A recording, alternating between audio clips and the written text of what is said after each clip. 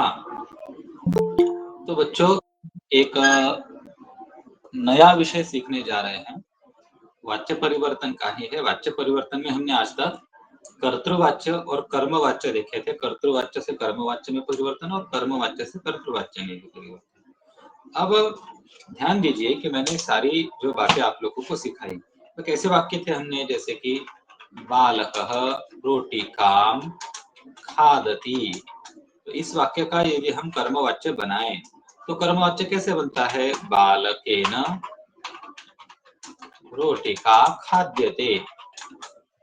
ये आप लोगों ने बताया। अब इन तीनों वाक्यों में एक हमारा कर्ता था, कर्म था और क्रियापद था। तो जैसे कि यहाँ पर हमारा बालकः, ये हमारा कर्ता है। दोनों वाक्यों की अगर हम बात की जाए तो इन दोनों भी वाक्यों में हमारा कर्ता है बालक, कर्म है हमारा रोटिका, और धातु जो है हमारा क्रियापद का वो है खाद, यानी खाना। अब इन वाक्यों का हम कर्मवाच्य बनाते हैं। कर्ता को हम तृतीया विभक्ति में लेकर आते हैं, कर्म को हम प्रथमा विभक्ति में लेकर आते हैं, और जो हमारा क्रियापद होता है वो क्रियापद कर्तृवाच्य में कर्ता के अनुसार चलता है। जैसे कि यहाँ आप देख सकते हैं बालकः, बालके के अनुसार यहाँ पर खादति को टी लगा है। और कर्मवाच्य में रोटिका, रोटिका के अनुसार यहाँ पर ते लगा हुआ है। अगर ऊपर हमने रोटिका की जगह पर रोटिकाः कर दिया, यानी द्वितीय बहुवचन कर दिया, तो इस वाक्य में कोई फर्क नहीं पड़ेगा। क्यों? क्योंकि कर्तृवाच्य में कर्ता के अनुसार क्रियापद चलता है। लेकिन जब हम उसको कर्मवाच्य में लेकर आते हैं, रोटिकाः कहते हैं, तो यहाँ पर खाद्यते से खाद्यन्ते बनता है, क्योंकि कर्मवाच्य में क्रियापद कर्म के अनुसार चलता है। तो ये सब कुछ हमने सीखा है, देखा है, सुना है, पढ़ा है। अब मैं आप लोगों के सामने एक नई बात प्रस्तुत करने जा रहा हूँ, ध्यान से सुनिएगा। कुछ कुछ वाक्य ऐसे होते हैं कि जिनमें कर्म होता ही नहीं है, जैसे कि बालकः हसति। अब इस वाक्य में आपको परेशानी होगी इसको पैसिव बनाने के लिए। तो इस वाक्य में हमारे पास कर्ता है बालक, और धातु है बस हमारे पास, और वो है हस धातु। तो अब आप लोगों को इसका पैसिव करना है, तो कैसे करेंगे? तो पहली बात तो हमारा कर्ता जो कि तृतीया में जाएगा, बालक से बालकेन। अब हस धातु का हम हस्य यहाँ तक तो बनाएंगे, लेकिन पैसिव में हमारे पास कर्म है ही नहीं। सॉरी,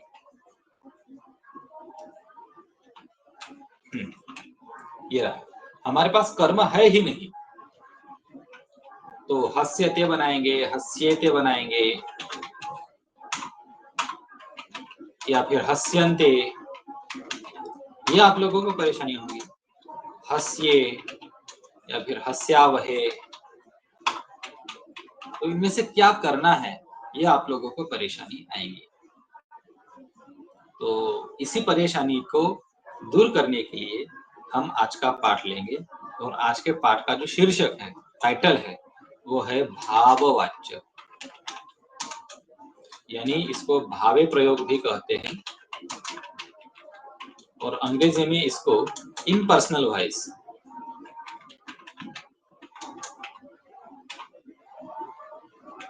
ये भी कहा जाता है। यही आज के हमारे पाठ का टाइटल है। और उसमें हम क्या देखेंगे कि अगर किसी वाक्य में कर्म ही ना हो तो फिर हम कर्मवाच्य करेंगे कैसे। तो मैंने पाठ की भूमिका आप लोगों को बता दी है। तो इसमें बात ऐसी है, नियम देख लो अब इसका, तो नियम ध्यान दो। भाववाच्य केवल उन वाक्यों का होता है जिन वाक्यों में कर्म नहीं होता है। ये पहला नियम है। भाववाच्य होगा किसका? तो जिन वाक्यों में कर्म नहीं है। नियम ऐसा है, भाववाच्य में क्रियापद हमेशा सर्वदा प्रथम पुरुष एक वचन में ही होता है। प्रथम पुरुष एकवचन का मतलब यह है, अर्थात भाववाच्य के क्रियापद को सर्वदा ते यह प्रत्यय लगता है।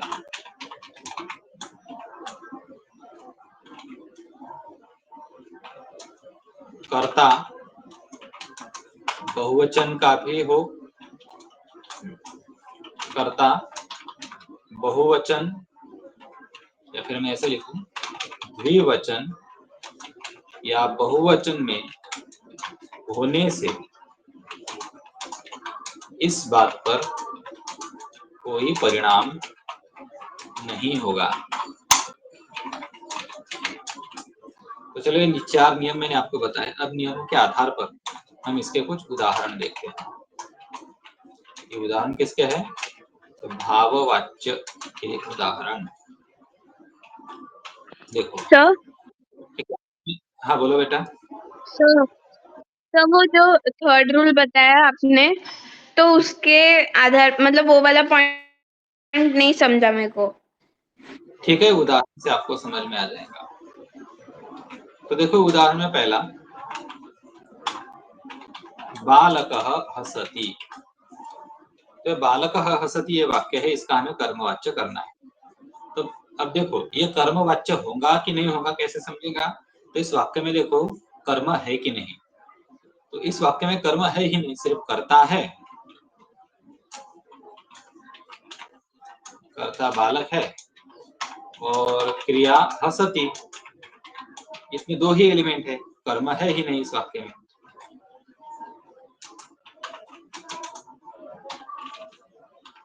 देयर इज नो कर्म, तो इसका भाववाच्य बनेगा, कर्मवाच्य नहीं होगा। तो प्रोसेस वही है।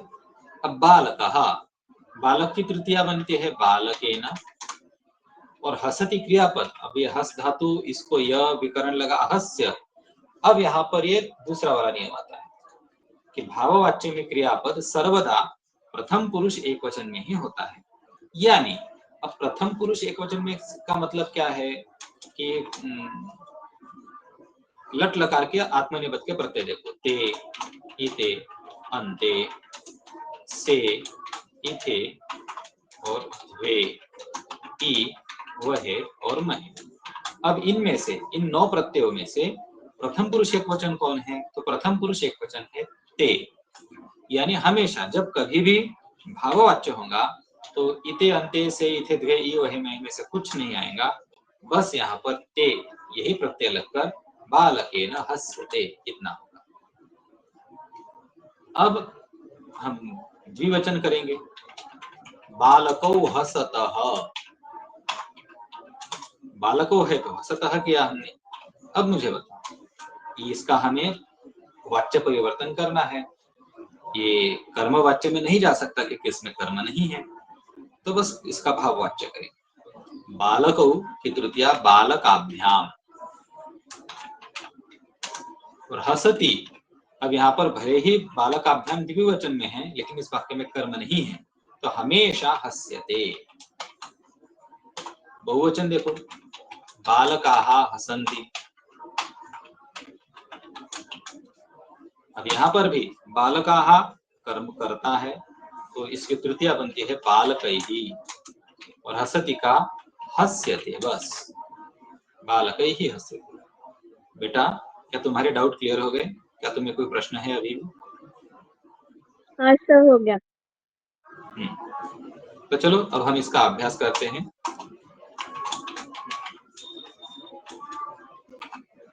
अभ्यास के लिए मैं प्रश्न पूछ रहा हूँ।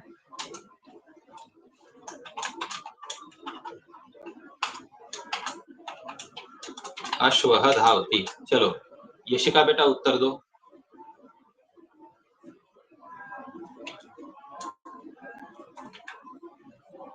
यशिका उत्तर दो।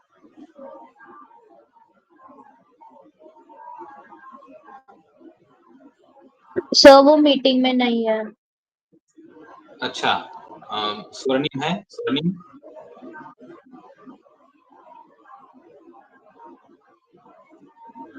हाँ सर। चलो बताओ बेटा, इसका वाच्य परिवर्तन करके दिखाओ।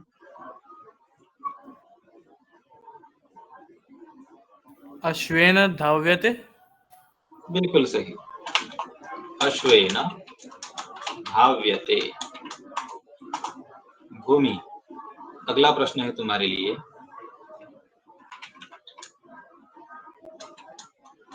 बालकः गच्छति।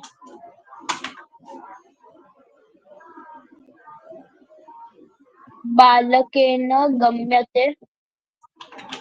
बालकेन गम्यते। प्रथा तुम्हारे लिए। शिशुः रोदिति। A child cries. A baby cries.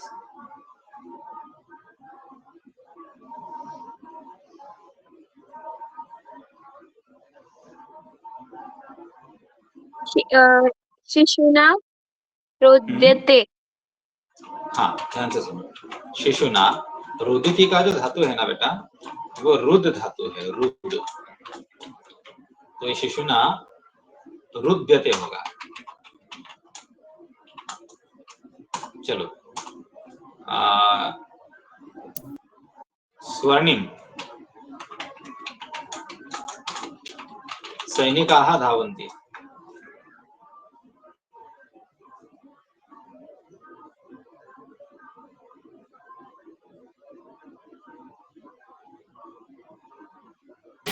सैनिकैः धाव्यन्ते। गलत जवाब। तुमने लिखा धाव्यन्ते। अब मुझे बताओ बेटा, ये जो पहला वाक्य है ये कर्तृवाच्य का है। इस वाक्य में कर्ता के अनुसार क्रियापद चलता है, ठीक है। अब यहाँ पर सैनिकाः बहुवचन है, इसीलिए धावन्ति बहुवचन है। लेकिन ये यहाँ पर हम भाववाच्य कर रहे हैं ना, तो यहाँ पर सैनिकों का बहुवचन हो इससे कोई मतलब नहीं है। ये हमेशा इसको ते यही प्रत्यय लगता है। इन नियमों को एक बार फिर से पढ़ो, ये वाला नियम। स्वर्णिम, एक बार इस नियम को लाउडली पढ़ो। भाववाच्य में क्रियापद सर्वदा प्रथम पुरुष एकवचन में ही होता है। अर्थात भाववाच्य के क्रियापद को सर्वदा ते यह प्रत्यय लगता है।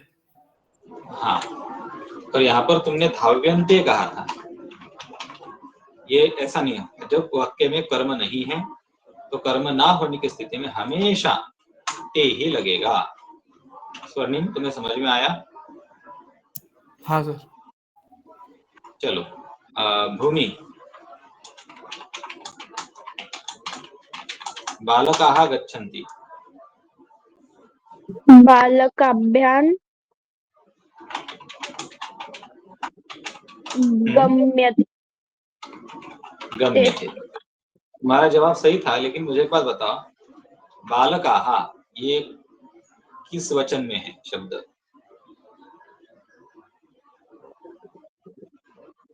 एक वचन, द्विवचन या बहुवचन? बहुवचन। हाँ, और बालकाभ्याम ये तृतीया विभक्ति के किस वचन में है? हाँ, वो आएगा बालकैः। हाँ, बालकाभ्याम द्विवचन है, तो बालकैः गम्यते। चलो, प्रथा,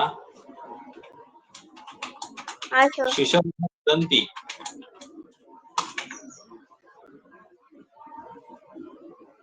वो शिशु है क्या?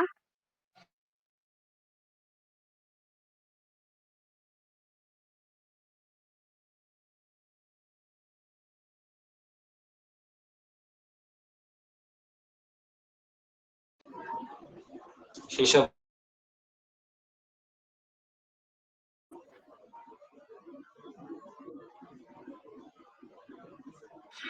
शिशवेन रुद्यते। फिर से बोलो। रुद्यते। हाँ, रुद्यते। अब मुझे एक बात बताओ बेटा, भानु शब्द जो है ना, हाँ तो सर। विभक्ति कैसे बोलो तो सही।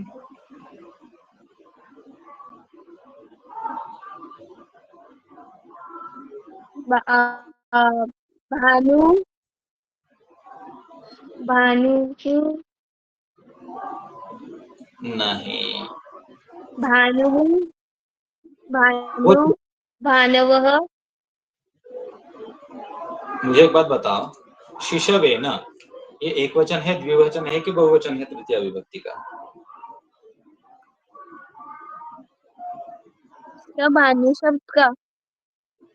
नहीं, यही जो शिशवे ने जो तुमने बताया, ये तृतीया विभक्ति का एक वचन है, हाँ द्विवचन है सर। कि बहुवचन? तो वो एक वचन है, बट वो वहाँ पे एप्लीकेबल नहीं है। नहीं, मेरे कहने का मतलब है कि अगर ये एक वचन है तो ये भी एक वचन होना चाहिए। शिशव, हाँ सर। हाँ, अगर ये एक बट वचन सर है शिशवः। तो फिर ये बहुवचन कैसे हुआ रुदंती? हाँ सर। कैसे हुआ? तो वही सर, वो शिशवः बहुवचन है। अच्छा, शिशवः बहुवचन है, तो फिर ये एक वचन क्यों है? हाँ,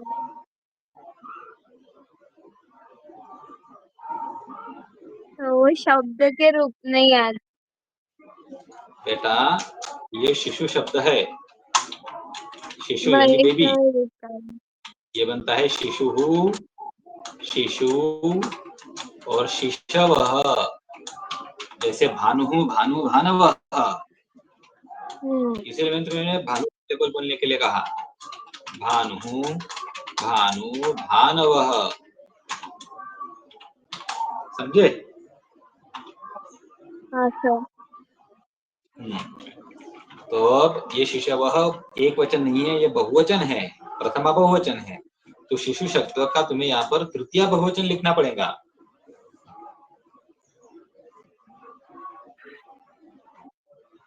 सर तो जैसे शिशु ना, तो फिर शिशु भी।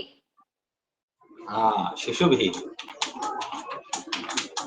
शिशुभिः रुद्यते, शिशवः रुदन्ति, मेनी चिल्ड्रंस क्राई, और शिशुभिः रुद्यते, it is cried by many शिशु, बेबीज। चलो स्वर्णिम, तुम्हारे लिए प्रश्न है।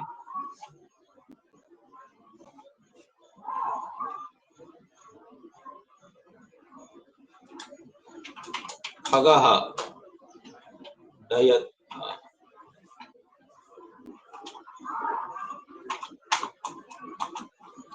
पुष्पं विकसति,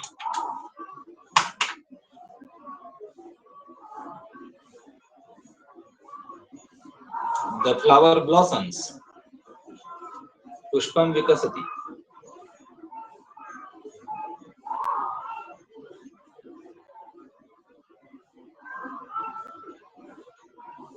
हेलो, पुष्पेन विकस्यते। हाँ, पुष्पेण विकस्यते।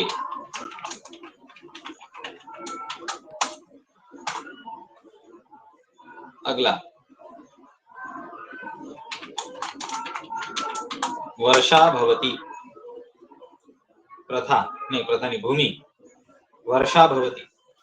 सर वर्षा का मूल शब्द क्या है? वर्षा, वर्षा यानी बारिश, रेन। तो वो स्त्रीलिंग के जैसे चलेगा ना? हाँ,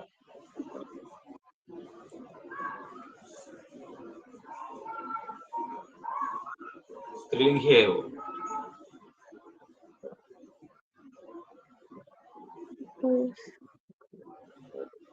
वर्षा या नहीं, वर्षाया नहीं, वर्षया। वर्षया भव्यते। देखो बेटा, यहाँ पर भव धातु तो नहीं है, यहाँ पर धातु भू है, भू से भवती बनता है, तो अब बता क्या बनेगा?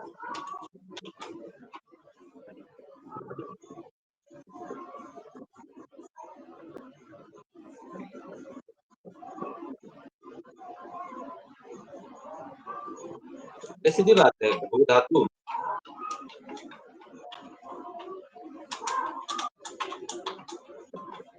य प्रत्यय और ते, बस हो गया काम। भूयते, वर्षया भूयते।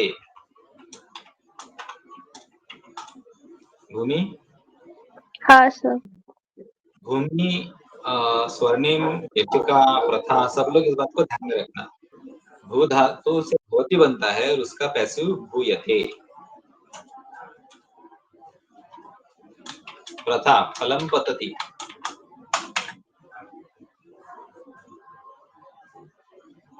फलेन पत्यते।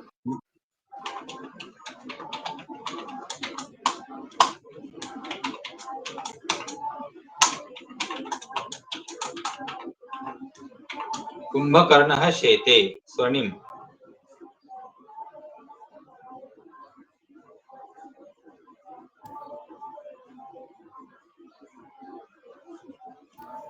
कुंभकर्णेन श्यते। हाँ, कुंभकर्णेन। अब देखो, यहाँ आपका धातु है शी। शी धातु से शेते क्रियापद बना है, यानी सोता है। तो शी धातु से शीयते, कुंभकर्णेन शीयते। तो हाँ, शेते का मतलब स्लीप्स, सोता है।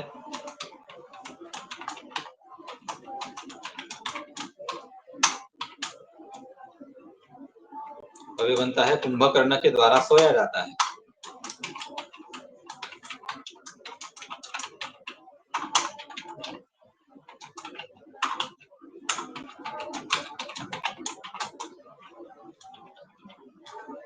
कुंभकर्ण सोता है, कुंभकर्ण के द्वारा सोया जाता है।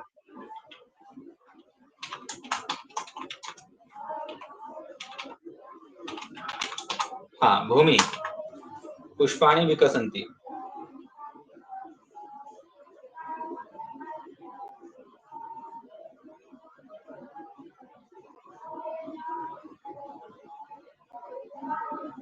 भूमि, पुष्पाणि विकसन्ति।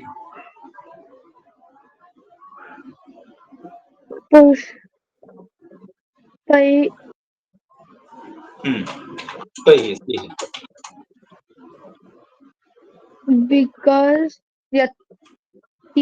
विकस्यते। विकस्यते, सही है। प्रथा, वर्षाः भवन्ति।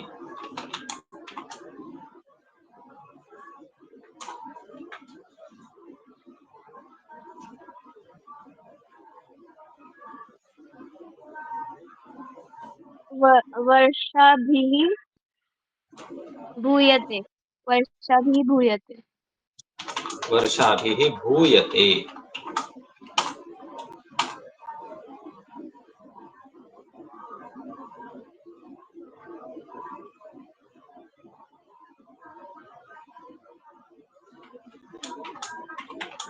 खगाः डयन्ते,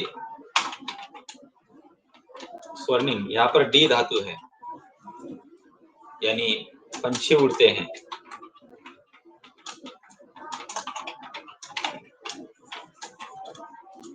हाँ, स्वर्णिम बेटा, जवाब दो।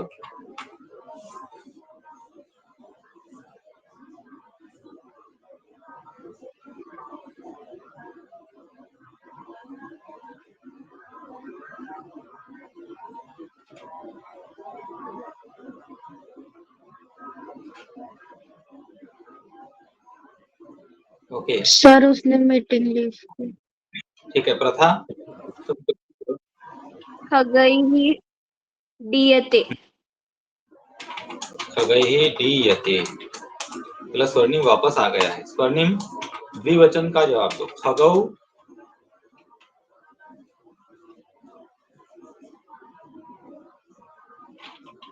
एक वचन ही ठीक है, द्विवचन में कंफ्यूज हो जाते। खगः डयते, द बर्ड फ्लाइज। खगेन दीयते। खगेन दीयते। सर खगः डयते आएगा। हाँ हाँ खगः डयते। हाँ, वो इसलिए क्योंकि ये आत्मनेपद का धातु है। वो तो कर्तृवाच्य में भी आत्मनेपद में ही होता है, लेकिन कर्मवाच्य में यानी भाववाच्य में डी धातु है तो डी धातु को यह लगा है। Okay sir. सर खगौ दयते का कैसा होगा? नहीं, खगौ डयते नहीं होता है ना, वो ऐसा बनता है, देखो खगौ डयेते, खगौ डयेते ऐसा क्रियापद है, वो आत्मनेपद में द्विवचन ऐसा बनता है। अब इसका कर्मवाच्य बस इतना है, खगाभ्याम डीयते। देखो यह है एक वचन, खगः डयते, खगेन डीयते। द्विवचन है, खगौ डयेते, खगाभ्याम डीयते। और ये बहुवचन है, ऊपर था, हम इसको नीचे लेकर आते हैं, खगाः डयन्ते, पंछी उड़ते हैं तो खगैः डीयते। तो इस तरह से हमने आज भाववाच्य पढ़ा। बच्चों, आप लोगों को कोई शंका, कोई प्रश्न अगर हो इस मामले में तो आप लोग मुझे पूछ सकते हैं। कोई नियम अगर नहीं समझा होगा तो बताओ।